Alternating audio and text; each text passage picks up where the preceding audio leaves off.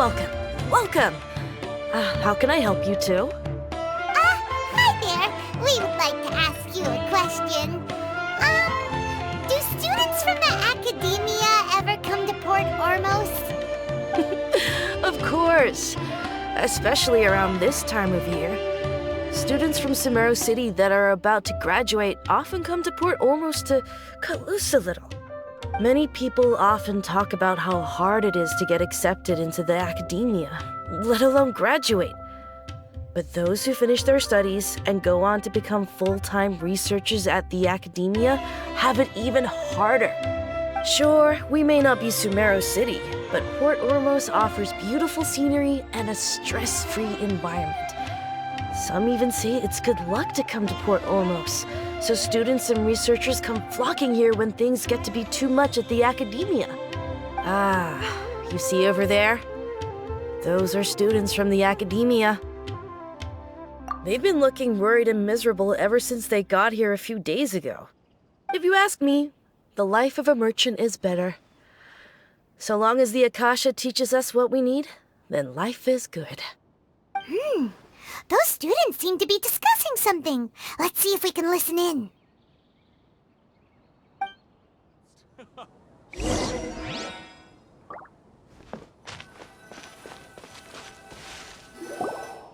It's no good. I've tried asking around, but I haven't been able to learn anything useful. Not to mention that a bunch of scary-looking Eremite mercenaries have been posted along the streets now. There's been a lot of fighting between the different Eremite factions in Port Ormos. If we choose to move on our own, then it would be wise to steer clear of them. Especially the group that's constantly shouting some stuff about the Scarlet King and some resurrection. I've even heard that the Citadel of Regzar is starting to get fed up with them. What was that group called again? Ein something or other? They're called Ein El Akhmar. Today, I heard that the thing we're after might be in their possession at the moment. Wait, come again? Don't you see? Many of the Eremites in Port Ormos deal with trading this kind of thing. They're usually pretty wary of outsiders, but not so with students of the academia. It's because the kind of goods that students are looking for aren't the kind of goods that Eremites are after. As long as they know you're a student, then deals can be made. I've heard that Ein El Hakmar likes to set up shop at the Jafar Tavern. Supposedly, if you're willing to part with 500,000 Mora, they'll give you info on anything. Wait, did you say 500,000? If information alone costs that much, then how could we ever afford to buy what we're looking for? I guess we might as well give up on trying to graduate this way. I wouldn't worry too much. Our field of research is very niche. Who else could possibly be after that kind of shady knowledge? I bet it's practically worthless to anyone aside from us. Well, I guess that makes sense. And the only thing left for us now is to find a way in. Why don't we all just pool our money together and pay for the information? Whoa! Did you hear that? A niche field of research and shady knowledge? It all sounds pretty suspicious to Paimon. Is knowledge something people just buy and sell like that? So, what's your plan? Wait, didn't you hear what they just said? Buying information is going to cost us 500,000 Mora! Have you lost your mind? Oh, alright. Paimon never thought she'd agree to parting with that kind of Mora. But if you know what you're doing, then we should give it a shot. Wanna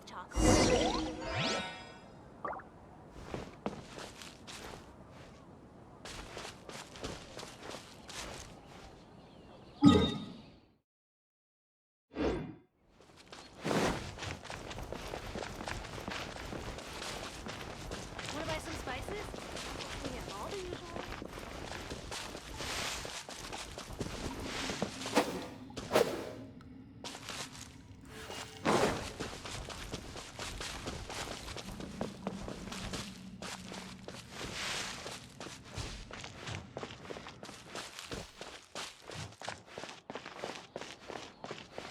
This is the place we heard those students talking about. Let's find a seat somewhere and see if we can spot the group they mentioned.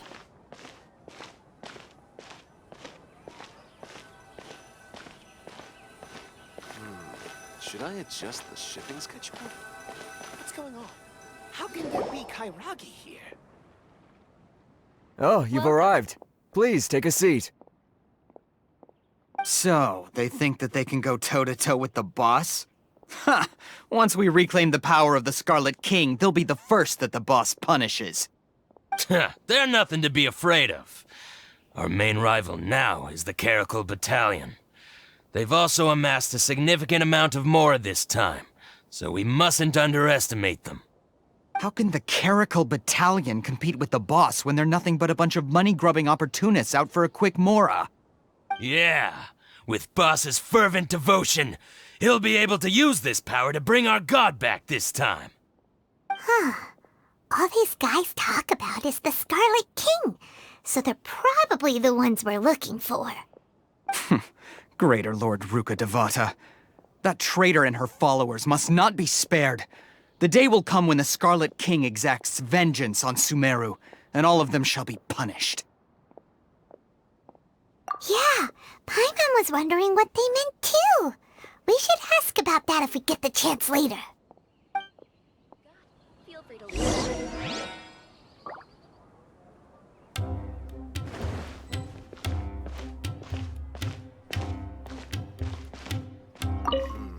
Should I adjust the Huh? shipping Who are you? What do you want?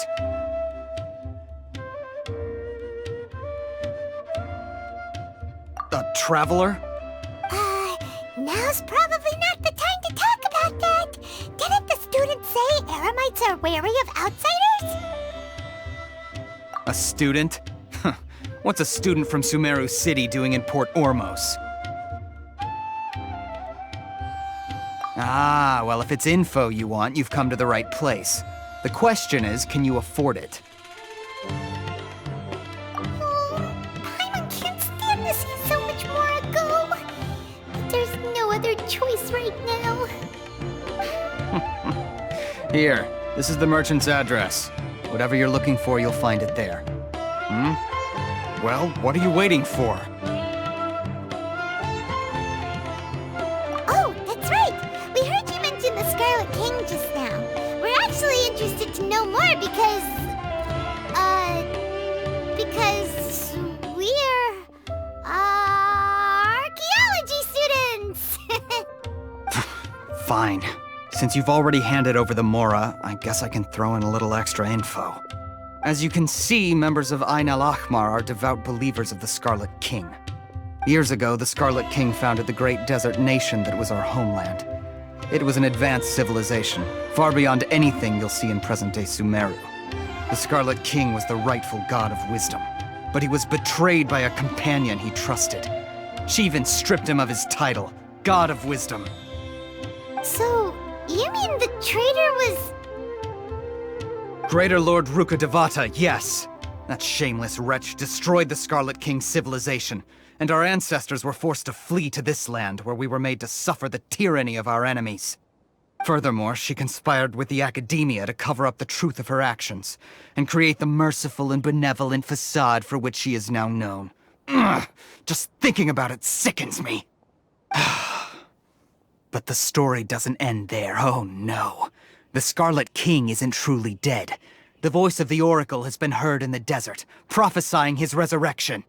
Mark my words, our god shall return. And when that day comes, all followers of the traitor and all the desert dwellers who have forgotten their true god will suffer retribution together. If what I'm saying makes you shiver with fear, it might not be too late for you to become a believer of the Scarlet King. I don't have anything to say to you Academia people about that. I think this conversation has reached its end. Not just yet. This man is a fraud. Huh?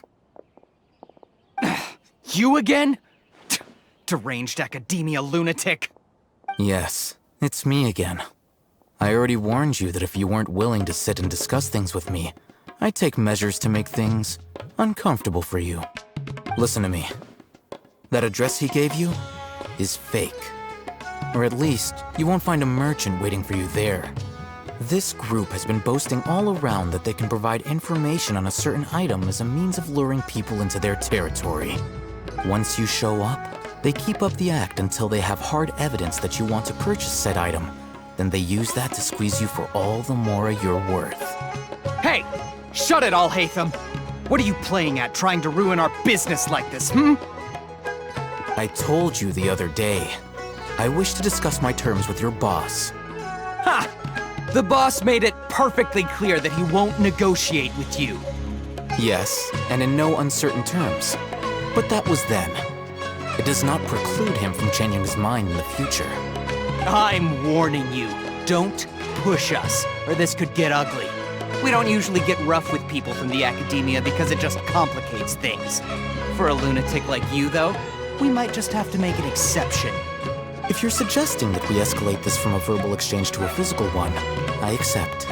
After all, even the Archons used war to negotiate the ownership of Teyvat. If, on the other hand, we can't agree on any means of negotiation at all, then I'm afraid my next course of action will sting a little more than the mere falling through of a few business deals. I will jeopardize the Eremite's reputation, which I know you value above all else. I am quite confident that if I began to take such action, your boss would willingly approach me himself. However, I fear that by then, some things will have happened that cannot be undone. Also, a word of advice. I suggest you tell your boss exactly what happened here today. Otherwise, he might blame you for not telling him in the future. What did you say? Consider this. Have I ever failed to follow through on my word in the past? This guy is really out of his mind. Okay then. If you really have a death wish, let's meet a week from today. The pier in front of the Pharos Lighthouse, 4 o'clock in the afternoon, sharp. Don't expect us to hold back. Not so fast. First, you return the 500,000 mora to them.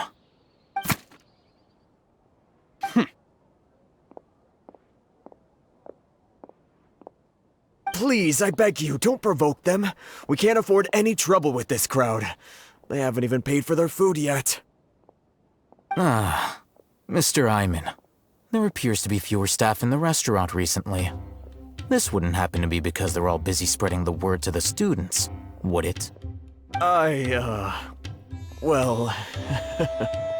Someone who chooses to do business with a group like that really can't afford to get so flustered the instant someone confronts them about it. Consider the meal compensation for our silence. I'd say you're getting an excellent deal.